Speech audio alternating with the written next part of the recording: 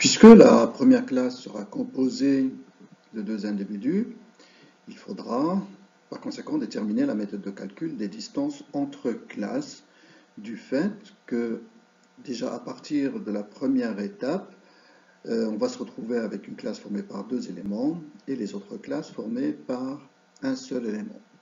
Et puis par la suite, on va se retrouver avec des classes formées par exemple par L éléments et d'autres formées par M éléments. Par conséquent, il faudra déterminer la méthode de calcul entre ces différentes classes.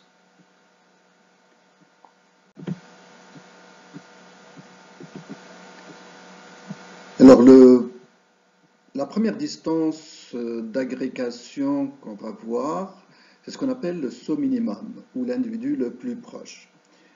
Alors ici, la distance entre deux classes sera égale au minimum de distance entre les éléments des deux classes. Alors ce genre de distance d'agrégation favorise les formes allongées, puisqu'on ne prend en considération que le minimum des distances.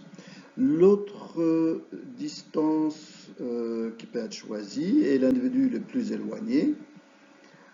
Alors l'individu ou le saut maximum, l'individu le plus éloigné, la distance entre deux classes sera le maximum des distances entre les éléments des deux classes. Alors cette distance avantage les formes plutôt arrondies.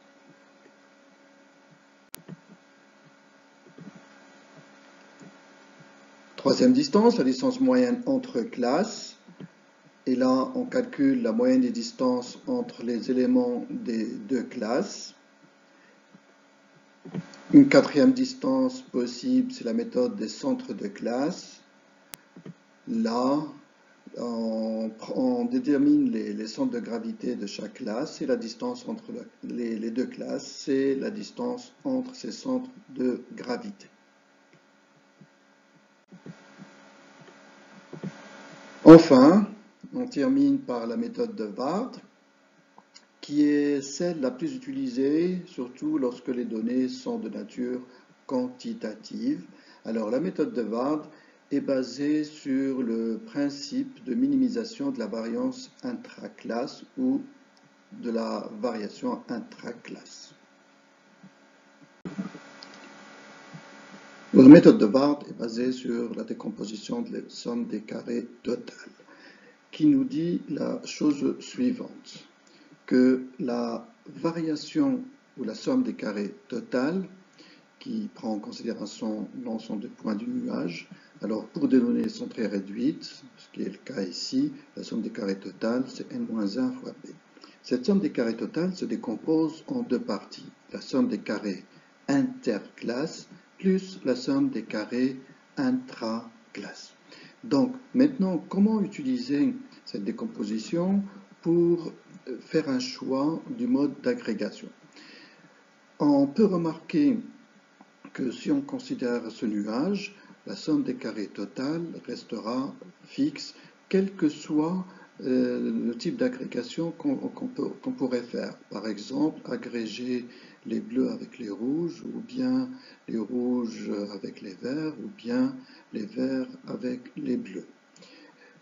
Par conséquent, ce qui change, c'est la somme des carrés interclasses et la somme des carrés intraclasses.